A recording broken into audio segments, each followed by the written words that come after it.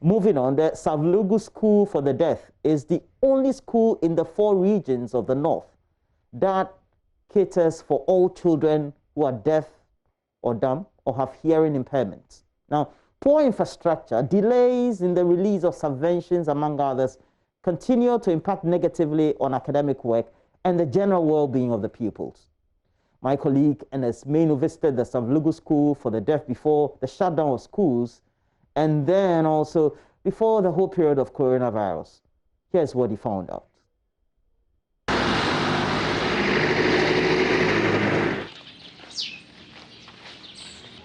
A peaceful community full of cheerful and brilliant pupils whose warm smile and energy create a beautiful environment full of love.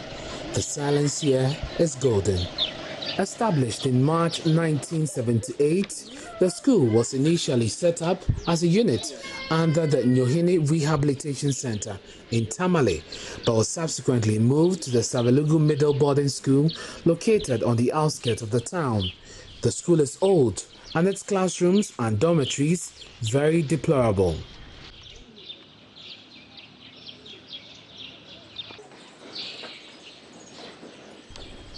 The campus is always eerily silent every time. That's not because the pupils here cannot speak. They speak in sign language, the language of the deaf.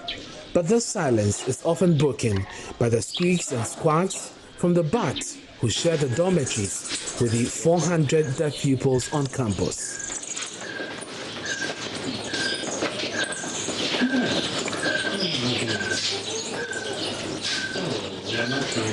Though most of these students cannot hear the noisy bats, the presence of these animals seriously affects education. Gertrude Dasa, the immediate past headmistress of the school, explains. As you can see, the nettings and most of the things, the louvers, everything is off with time, and it leaks badly. At the beginning of this rainy season, the portions of the roof was taken off, and we had to buy some zinc, and then we brought the situation under control. But still, it's not the best. It is not good for people to live in a place like that, but it is not easy to get rid of those bats. We have sprayed the place, we have, especially when they are on holidays. That is something we are battling with. And we are hoping that when the renovation is done, maybe there are ways that they can prevent these bats from coming in. Do you have enough beds? They do not have enough beds. If this year, as we are still taking them, if more girls should come, it will be a problem for us. Currently, they are sharing their facility with all manner of insects and a special type of flies, we are told, invade the campus around this time of the year. The pupils are also forced to share cups, bowls, spoons, and attend dining in batches. This is certainly not ideal for COVID-19 pandemic. But all of these are exacerbated by the unhygienic situation attributed to the lack of reliable potable water in the school. In fact, the whole of last term, it was an ordeal that we went through. The tanker was down. The tractor that was also helping us at the veterinary college was also down. It was not easy for us. Yes. You can see that in our dormitories we have water closets, but we cannot use them because we don't have water. And if there's no water, you cannot use water closets. So we are all making do with the KVIP.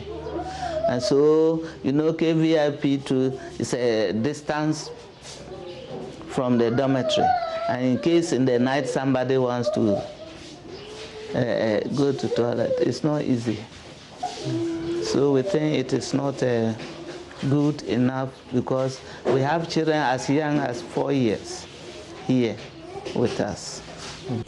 And as if all of these challenges are not enough, the school does not have adequate staff for both academic and domestic purposes. This has taken a toll on the few committed ones. I've been here since 2010. I'll say almost 9 years now. And as a classroom teacher, in fact, there are a lot of challenges that I've been facing. In the classroom like this, the number of students that we handle, there are many, they are hearing impaired. But you go to a classroom and you meet about 30 students, more than 30 in a classroom. And a single teacher, I find it very difficult to handle children of that such. They are not like those who are hearing. So their attention to the individual is always a problem. If we have more in classrooms, at least maybe some of the classes can be divided. If we have 30 and you give 15, and we have enough teachers, they can take them so that more attention can be given to the students. And also to that, because of the number, the textbooks for the students are always not enough. You can imagine 34 students, and they'll be given hearing impaired, and you see maybe 2 or 3 textbooks. How can they all come together and read? It's not like the hearing whereby one will read and they all hear. Everybody needs to have a book so that as you read, then they see what is inside the books, but it's always not there. I'm the only house mother. We were 2, but the other one went on retirement on the 2018 March. Since then, we didn't get anybody. And another challenge is we don't have clinic in the hospital, in the school. So anytime a child is sick, I will send the child to the hospital. Maybe you will go and they will admit the child. You have to stay there and leave the children. The problem is the small ones. But now that the grown-ups have understood me, they help me with the washing. The children's things, okay. Washing of the children's things. Okay. I have about 183 boys.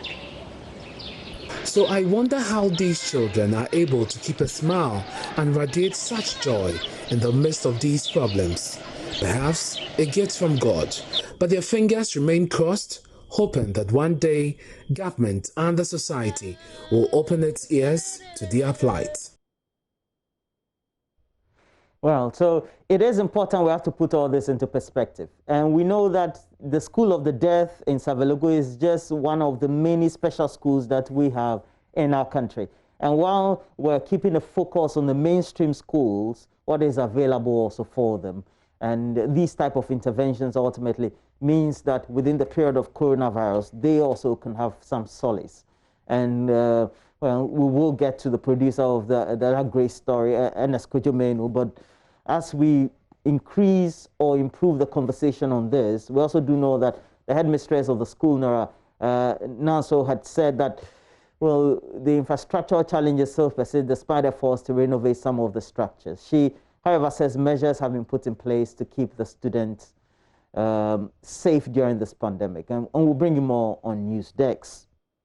But we'll also get onto the phone lines, get to speak to some members in authority, and also get to know what is being done for them. We will get to Peter Pate Anti. He is with the Institute for Education Studies, and then we'll get to have a better perspective as to how generally this conversation needs to be had.